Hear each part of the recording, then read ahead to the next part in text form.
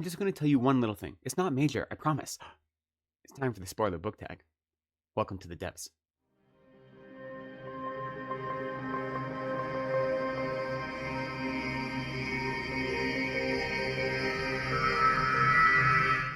Hello, welcome or welcome back to Reading from the Depths. My name is Lecton, and that's right, today I am going to do the spoiler book tag. This has been going around for a while. It was originally created a couple years ago by Scott over at Gunpowder Fiction and Plot, and Jess at Jess Book Girl TV revived it, and I was tagged both by Pat at Book Chat with Pat, as well as Alex from Alex on a Bridge. And it's a nice, quick little book tag, and you know, I like book tags that aren't just about naming different book titles, that have different kinds of questions, so I thought it would be a fun one to do. So there are only 8 prompts as well as a prompt to tag others, so let's jump right in.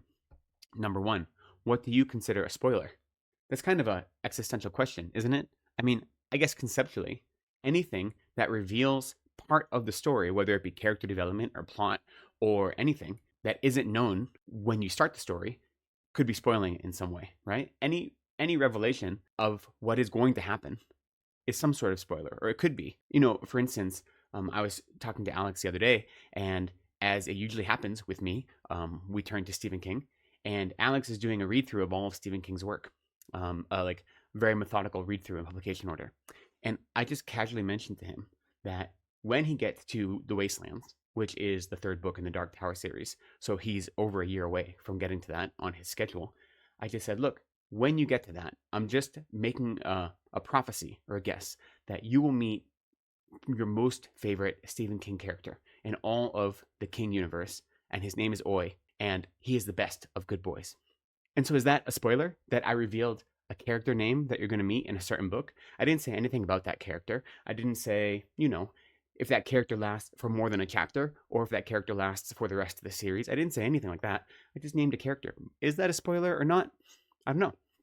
I think for me, for something to be a spoiler, it has to be revealing a major plot point or a character development or some sort of narrative twist that is major and was intended as an impactful part of the story by the author or the artist who created it. So just revealing small details that aren't intended to have any sort of emotional or narrative impact, I don't think that's a spoiler. But if you're revealing something, whether it has to do with narrative or character or plot or anything like this, that the author intended to have a meaningful impact on the reader, then that I think is a spoiler.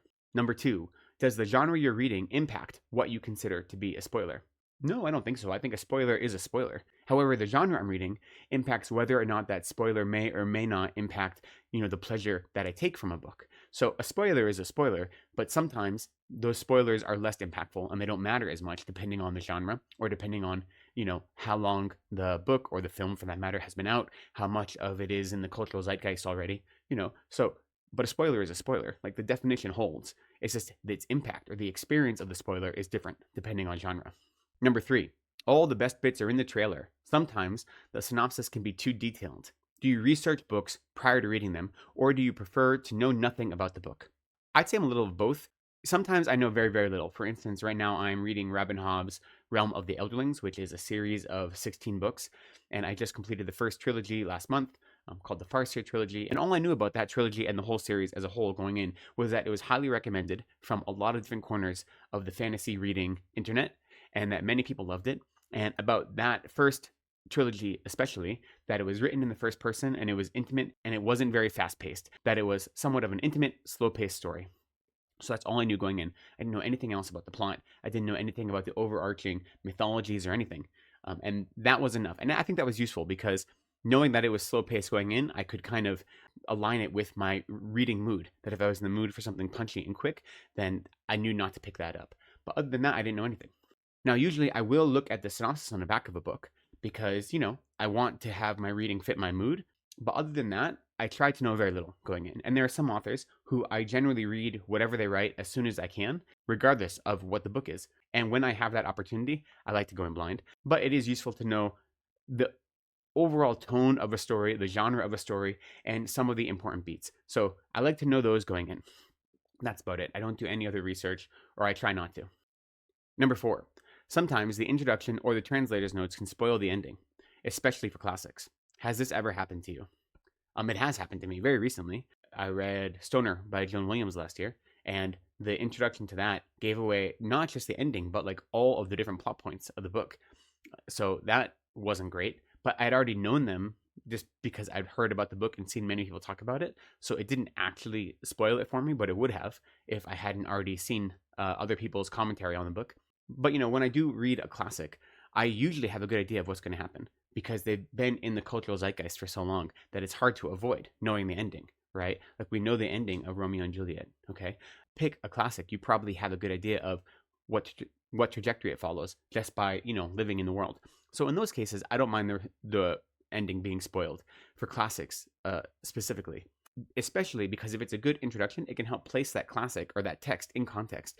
It can help show why this is an important text, why this was meaningful at the time it was written, or maybe it wasn't meaningful. Maybe it only found meaning or popularity later. Those are kinds of things that I enjoy knowing about a book, and so a good introduction can give me that. So for the classics, I'll read the introduction beforehand, and I'm not worried about being spoiled. For more contemporary books, if they're in a reissue, then I do worry about spoilers. So those, if I don't know the ending of a book and it isn't a classic, then I will avoid the introduction until after I've read the book. So it does depend on the genre of book or how old the book is, whether or not I read the introduction before I read the actual book. Number 5, name a time somebody has spoiled a novel for you. I don't know if anyone really has. There have definitely been novels and films, for that matter, that have been spoiled for me, but usually that's of my own doing. It's me knowing that this is something I'm interested in. It's part of the cultural conversation that I want to gain more information about, but I also know that I don't have the time to engage with it right now. And instead of trying to avoid it for the rest of my life until I have time to pick it up, then I will read reviews or watch reviews or read criticism about it, knowing that there may be spoilers and being okay with that. So there have been times where books that I've wanted to read have been spoiled for me, but they were spoiled, willingly. Like I knew it was going to happen and I didn't mind. I can't remember it happening otherwise. I'm sure it has, especially with films when I was younger, but I can't think of anything off the top of my head. Number 6, have you spoiled a novel for somebody else? Definitely. I definitely have. When I was young, especially, more movies than novels. But when I was young, I couldn't help but give away the endings especially to my sister. Whenever I finished a book or a movie, I wanted to talk about it, and my sister was usually my punching bag that had to listen to all that. And it didn't matter to me if she had seen it or read it or not. I just wanted to talk about how excited I was, and so I would spoil anything I watched when I was talking to her about it. These days, I'm much better about that, though I still do spoil books if I know that she's never going to read it. So I'll say, hey, there's this book, this is what it's about. Do you think in the next couple of years you have any chance you're going to be reading this book? And if she doesn't see any realistic chance of her reading that book in the foreseeable future, then I will go ahead and spoil it for her. But I warn her ahead of time. And on any occasion where I do spoil a book, it's always with ample warning. And it's only in the case where I don't expect this person to read the book. Because if there's a book that I want to talk about that has a spoiler, usually I want them to experience it the same way I did, which is spoiler free. As much as I love talking about literature and books and movies and whatever it may be, I want people to experience it as fully as possible. And for some people, knowing a spoiler or knowing the ending can really ruin that.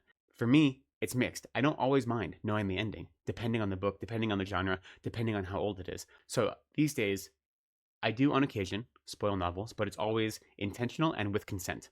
Number 7, if spoilers ruin novels, are there some authors or genres you can't reread? Short answer is no. I think, as many people have said, once you know all the twists and turns of a story, then when you start it over again, you can see the author's intentionality earlier, and you can see, especially if it's a good author or good writing, how they're seeding things throughout, and that makes it more pleasurable. That makes the experience that much more enjoyable because it gives you more knowledge, and you can see the artistry at work in a more distinct way. So no, I don't think there's anything I can't reread because of a spoiler. At least I haven't come across that. And number 8, when reviewing, are you spoiler free, and does this limit your ability to discuss? I am almost entirely spoiler free when I do my reviews, especially reviews of advanced reader copies. When I'm having conversations about a book, then there tend to be spoilers because you want to talk about the whole book, and that involves whatever character developments or plot developments happen. But if I'm giving a review of a book, I want to review the mood of the book, the writing of the book, the characters of the book, and my experience of reading the book. And so I haven't felt a need to spoil the endings. And in fact, I enjoy trying to find ways, especially when I'm reading in horror and sci-fi and fantasy and other genre, where there are important developments that come at the end. I think it's fun to figure out how I can discuss those pieces of art without giving away the ending or in any way taking away from the experience for a new reader, yet still talk about the book in a meaningful way. So talking about themes and ideas, character growth, development, writing style, how it affected me, and all these things. I enjoy that puzzle of finding a way to talk about a book without giving anything away, which is why I enjoy giving reviews about whole trilogies, because that's even more difficult. How do you talk about the second and third book in a trilogy without giving away something from the first? So that is like a puzzle box for me. So I do enjoy it. I don't think being spoiler free has limited my ability to give reviews, but it just means I put more work into it. Though I will say, when I have discussions about books, either on YouTube or in person, then of course there are spoilers, because part of being in a back and forth, a discussion, is the opportunity to explore all the different aspects of the book. And that includes the character reveals and the plot developments and so forth. And then the last prompt, number 9, shout out, tell us about 5 channels you enjoy and tag them. You know, I enjoy far more than 5 channels. I will tag some down in the description box. I have to go through. This tag has been going around, so I don't know who has done it yet. But of course, if you're watching this, please consider yourself tagged. I would love to hear your responses to any of these prompts, either down in the comments below or in your own video. But I think that's all I have for today. So thank you for spending some time with me today. I hope I didn't spoil too much. Please be kind to yourselves, take care of each other, and go slowly.